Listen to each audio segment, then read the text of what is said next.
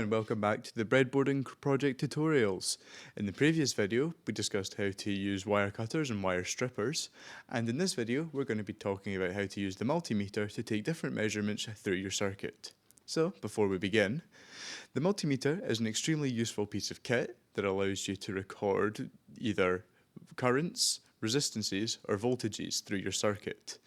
It has a wide variety of ranges for each of these different types of meters, but for the purposes of this project, we're only going to be needing to use the smaller of the scales. Furthermore, multimeters are used absolutely everywhere in electronic circuit design. Because of their adaptability, they can be used so conveniently to switch between any type of meter at your heart's desire. With all of this being said, let's move over and get into finding out just what the multimeter does. So what you can see here is the circuit that we set up in the first video of this series, and next to it we have the multimeter. The multimeter has three different options. We have voltages that come along this part here, we have currents along this part, and in the bottom here we have resistances. What we're going to do is we're going to change this over to start at say 2000 millivolts. This should help give us a reasonable reading, and we're going to take two wires here. We've got a red wire and a black wire. What we have to do is make sure that our red goes into the port on the right hand here with the V, the ohms and the milliamps. Then our black one for voltmeters must always go into the COM port. So once those are quite securely in, we'll take our two probes and we're going to put our red to our positive and black to our negative. And then when we connect this in parallel, you can see that it maxes out our voltmeter. This is because we've set our scaling too low. What happens here is we just simply have to up our scaling. We'll go to 20 volts. And then when we connect our voltmeter in parallel once again, you can see that we're getting a reading of 5.02 volts. This is exactly what we should want. It's maybe a little bit higher because the Arduino board that we're using to power it should only be supplying 5 volts, but it's not the end of the world. So now that we're happy with that, we know that the voltmeter works, let's change it to measuring resistances. We're going to set this to 20 kiloohms. As you can see, we're not getting any measurement at the moment, so it just maxes out. To be able to measure a resistance, you have to make sure that the black port moves from COM over to this 10 amp port here.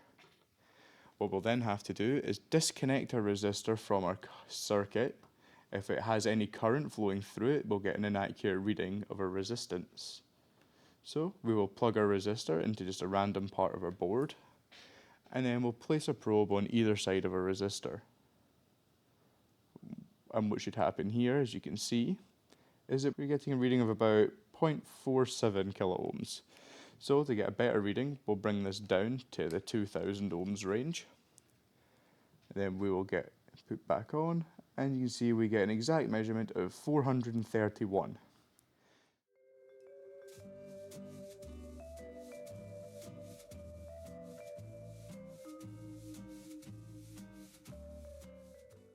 Okay, so for measuring current, what we want to do is we want to bring our resistor back into our circuit. So we'll connect it back into columns 1 and column 6. Sometimes it can be a little bit awkward to put these components in. There we go. And we're going to turn our dial to point at 20 milliamps. So we need to make sure that for an ammeter we connect in series. So I'm going to disconnect our red wire from our circuit, and I'm going to have the end of it just exposed, sitting like this. I'm then going to connect our black probe to the exposed wire, and our red probe to the resistor. This will allow the current to flow between our probes. The awkward thing is trying to keep the probes actually on the wires. So I'm just going to hold my finger here to keep it steady. And as you can see, we're getting a reading that kind of fluctuates between 10.9 and 11.3.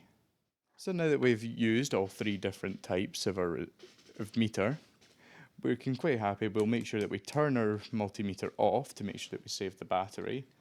This project that we are going to be using these for primarily will not be using the ammeter, but it's handy to know how to connect it if you ever needed to. With all of that being said, that finishes off this video, where in the next one we're going to be talking about the series and parallel circuits. As always, thanks for watching, and I'll see you in the next one. Bye for now.